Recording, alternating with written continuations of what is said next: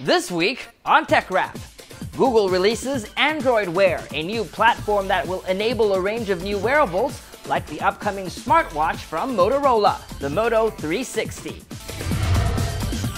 Star Mobile launches its first smartphone with NFC and wireless charging, the HTC One lookalike, the Star Mobile Octa. And we review Nokia's new budget Android smartphone, the Nokia X.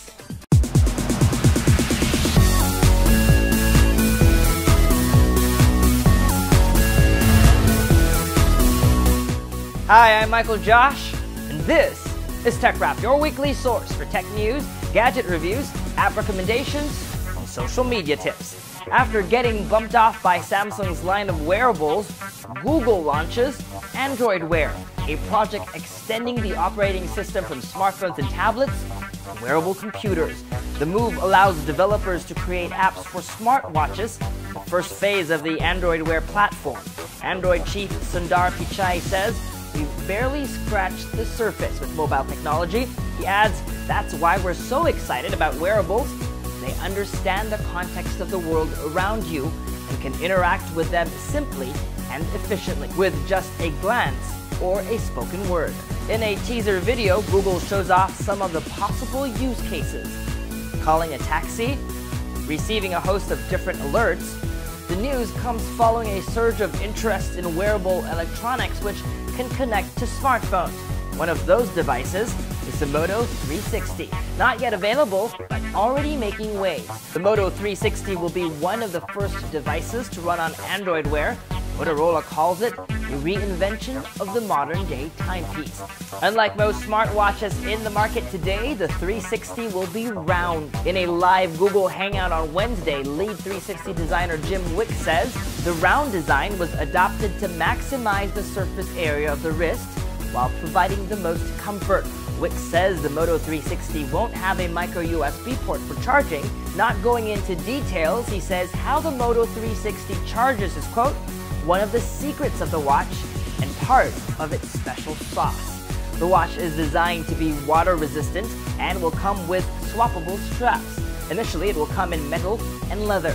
The device will not have a camera as Motorola deems it non-essential. The watch will, among other things, give you today's weather, remind you of your appointments, and how to get there. It will display flight details and sports scores, allow you to communicate, and in true Google fashion, surf the web.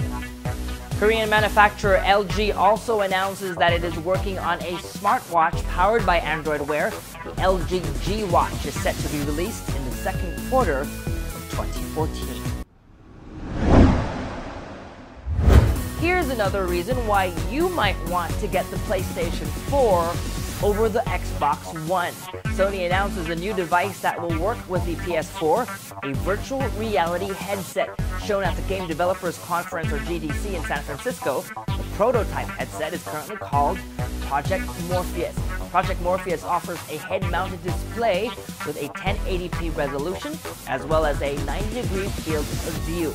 The accelerometer and gyroscope sensors on the device are meant to simulate movement in the virtual world.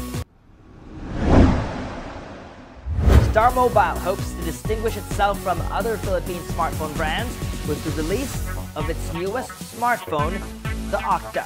The theme for this smartphone, Octa, is wireless.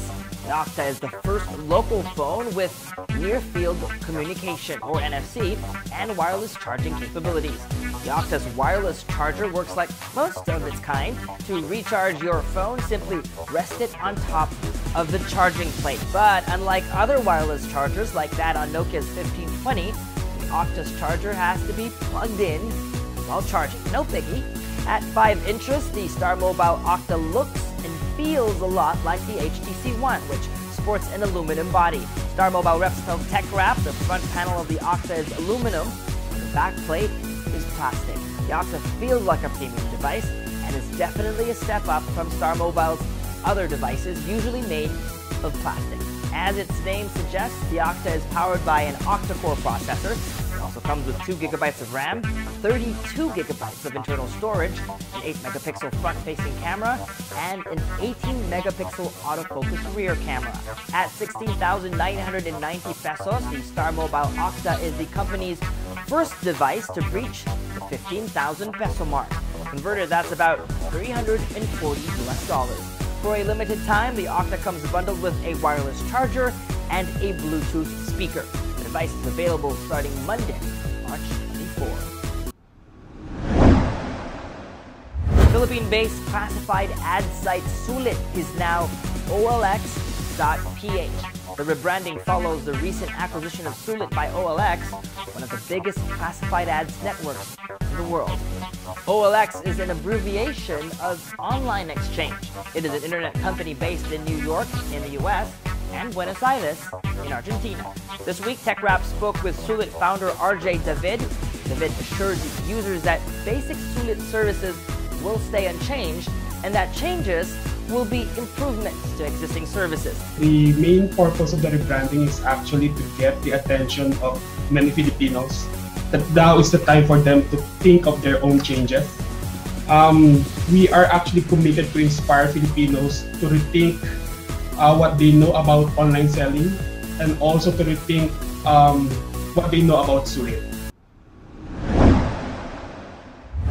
There was a time when the flexibility of an interchangeable lens was only available on bulky digital single-lens reflex cameras or DSLRs. But times have changed, and the ability to swap lenses has come not only to mid-size mirrorless cameras, but also to a new breed of pocket digital point-and-shoots. Like the Samsung NX Mini smart camera announced this week, the NX Mini is the world's slimmest interchangeable lens camera. The camera looks and feels like a premium camera with its metal chassis and retro-style leather-like finish. But it's very small, smaller even than my Nexus 5.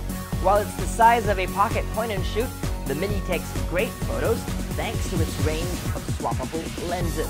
3 were announced along with it, including a 9mm f3.5 lens seen in these photos.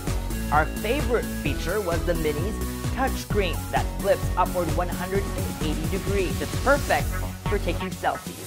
The NX Mini with the 9mm prime lens will retail for $449, while the model with the 9 to 27mm zoom lens and an external flash is priced at $549. The camera is expected to hit US stores in April 2014. To read our full hands-on review, visit rappler.com/technology.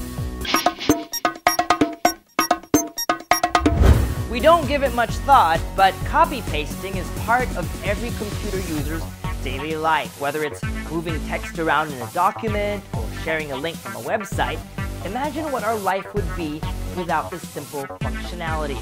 But don't you wish it wasn't that simple? Wouldn't it be great if we had a history of the last, say, 20 items we copied so we could go back and paste any one of them? Well, a new app from Mac called Paster lets you do just that. The app is accessible via a drop-down on the menu bar displaying the last 10 strings you copied. You can also set how many copies are saved and even sync it with an iOS app so you can, if you want, paste on your iPhone. The app has very practical use case scenarios. Just imagine you have 5 tabs open on your browser. You can copy the link from each tab all in one go without having to paste them temporarily on Notepad, and then paste them one after the other on Facebook later. So this is the Nokia X, Nokia's first smartphone to run the Android operating system. Don't expect this phone to be a superstar like Nokia's Lumia line of Windows phones. The Nokia X is priced and spec'd with the budget consumer in mind, and now ships to emerging markets for roughly $130. In the Philippines, it retails for 5,990 pesos, and in India, 8,500 rupees. Nokia has definitely put its stamp on the X. The smartphone is sturdy, feels comfortable to grip, and looks great. And like your trusty old Nokia candy bar, the Nokia X has superb battery life. Positioned in between the Asha feature phone and the high-end Lumia, the X takes a bit of both worlds. Like the Asha, the X has only one capacitive back button, which if you press and hold, also brings you to the home screen. From the Asha, it also inherits Fast Lane, a notification shade that learns from your preferences, and is a one-stop shop to read latest text and social media messages, app updates, and everything else that goes on your phone. From the Lumia, it gets a tile-based home screen. Press and hold pinned apps to control how big they appear on your screen. These are not live tiles, however, except for the Album app, which shuffles through latest images. There's also tighter Microsoft integration with apps like Outlook and OneDrive. But this isn't a Windows phone. It's Android, or at least it's supposed to be. It sure doesn't feel like Android most of the time. In fact, if you dig into settings about phone, where you'd normally see the version of Android on a smartphone, there's no mention of Google's smartphone OS. Instead, it says Nokia X Software Platform 1.0. Only Android apps designed for this platform are available for download from the store, not from Google Play, the standard Android app store. That's not available on the Nokia X. But that doesn't mean the experience is not a good one. The Nokia X is a big step forward from similarly priced feature phones with apps that mirror the standard smartphone experience.